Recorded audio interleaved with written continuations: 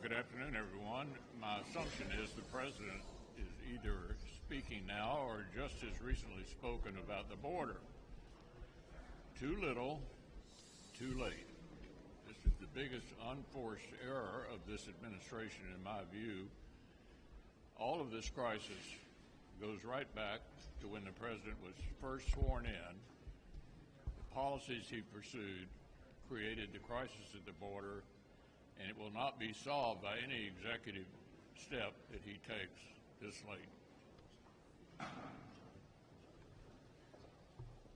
You can tell the season we're in the political season based upon what the Democrats and the Senate are and are not spending their time and energy considering.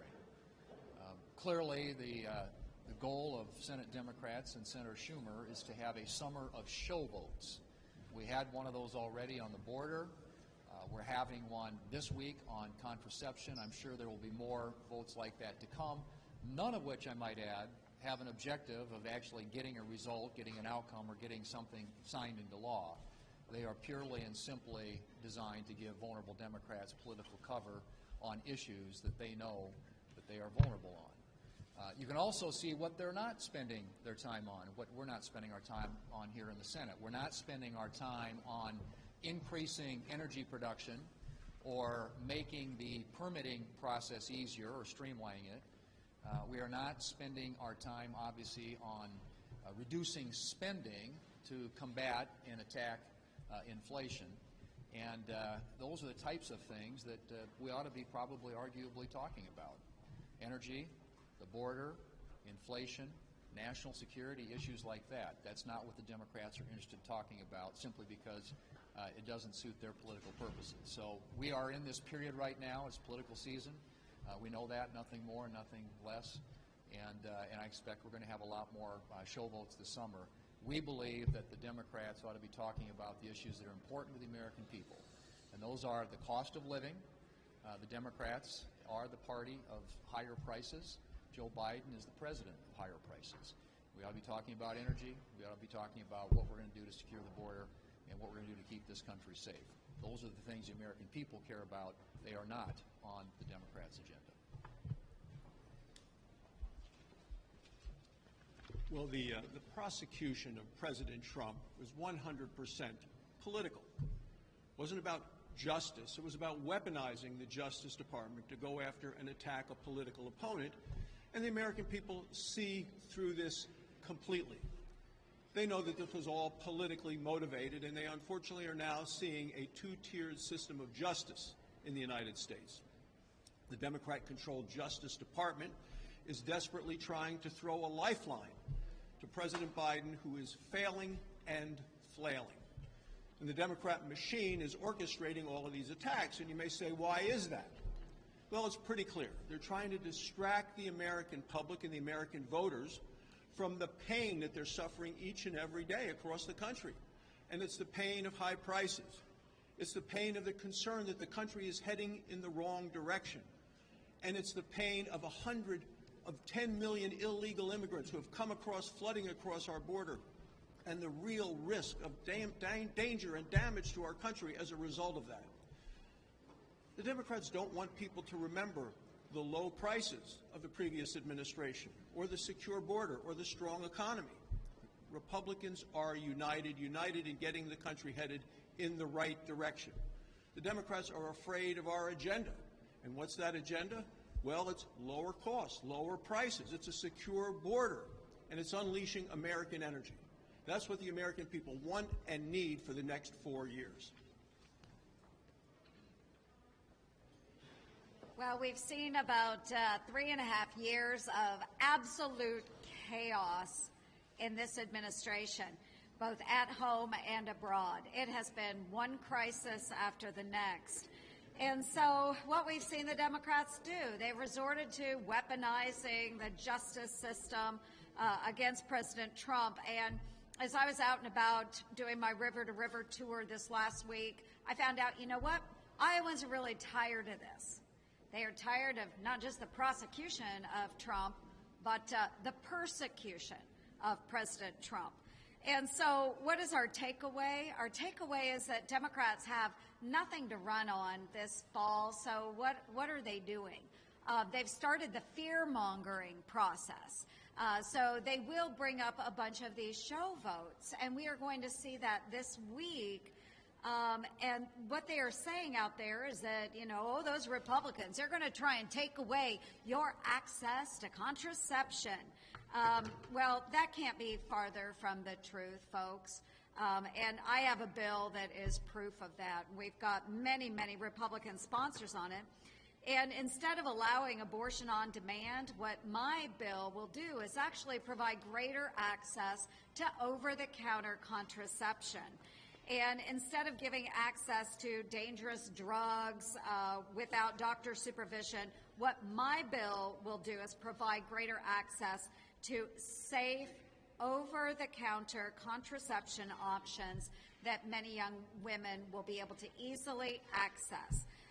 We have a lot of lies coming from the left, folks. I want you to be aware of that. We're going to see it in upcoming weeks over and over and over again. But Republicans do support safe access to contraception. Well, we saw just a short time ago today that President Biden has just finally tried to at least put a face on that he is trying to meet the challenges at the border.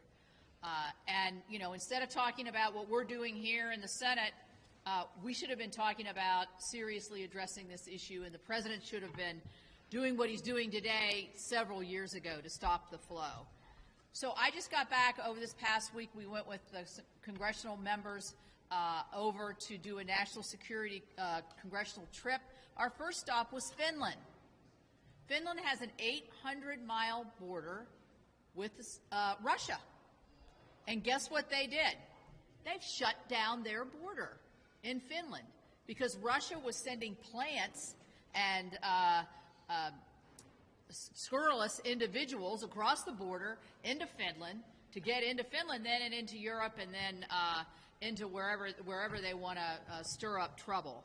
And Finland finally decided they'd had enough. So we went out to see the wall they built. It's a metal wall. It's about 15 feet high. It's got wire on the top. It's got all kinds of security cameras. It's got a road right by it. They cut the trees down and everything to secure their border. They shut down the entry points, and guess what? Nobody's entering Finland on that border. Nobody.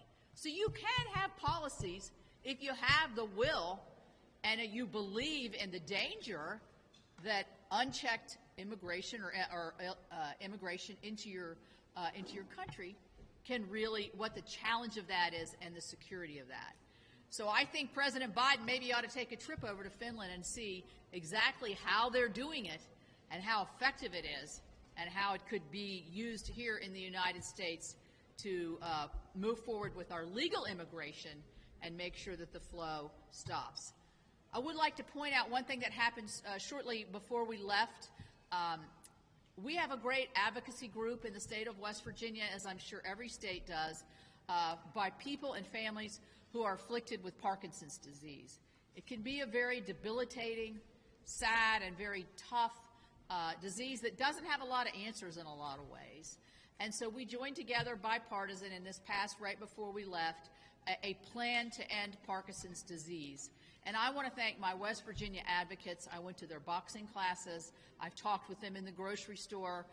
Everybody, there's a spectrum of affliction that comes with Parkinson's disease. I want to thank Michael J. Fox and the Michael J. Fox Foundation for their advocacy. And we are very hopeful that this can be a great first step to ending a really devastating disease that affects so many Americans, and that being Parkinson. Thank you.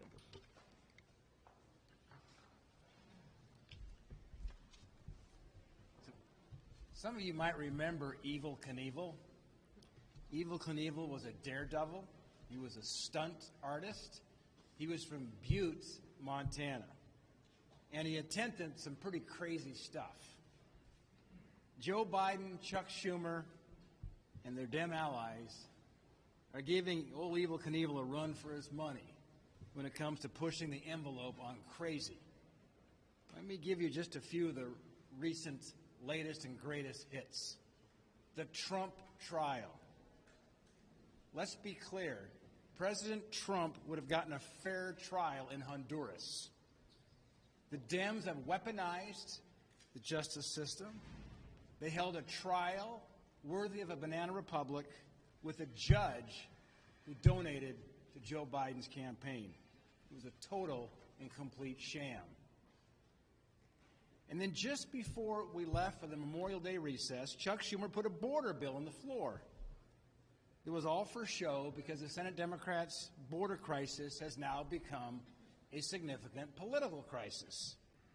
And Biden knows it too, which is why 3 years after he rolled back all of President Trump's policies and helped secure the border, he finally decided to do something today. But it's a little too late. The American people see through it. They know better. They know the border is Joe Biden and the Senate Democrats' fault. They know record inflation is President Biden and Senate Democrats' fault. And they know President Biden and Senate Democrats' foreign policy is a disaster, which has incited chaos around the world. They know a stunt when they see it, which is why they are going to hold President Biden and Senate Democrats accountable 5 months from today for all their failures. Well, in what has become a weekly tradition, Manu? Now that you have not weighed in about your support for Donald Trump in the aftermath of this conviction, now that he is a convicted felon, are you 100% behind him? What I said last week, I will say it again. This is a case that never should have been brought in the first place, and I think will be overturned on appeal. Are you supporting him? Are you supporting him?